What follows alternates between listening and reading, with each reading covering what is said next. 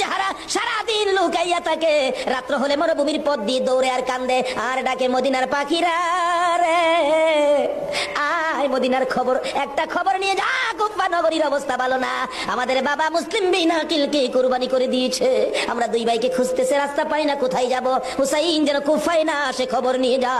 এভাবে একদিন এক রাত, দুই দিন দুই রাত, 3 দিন পার হইয়া 3 রাত্রের বেলা দুইটা ভাই একটা খেজুরের বাগানের মধ্যে বসেছিল, রাত্রে দৌড়াবে মদিনায় যাবে, কিন্তু পেটের খিদা, পানির পিপাসা, আর হাঁটতে পারে না। ছোট ভাইটা বড় ভাইয়ের গলায় ধরে কাঁদতেছে, ভাই কলিজা শুকাইয়া গেছে রে, একটা কাজ সামনে যাইতে পারবো না।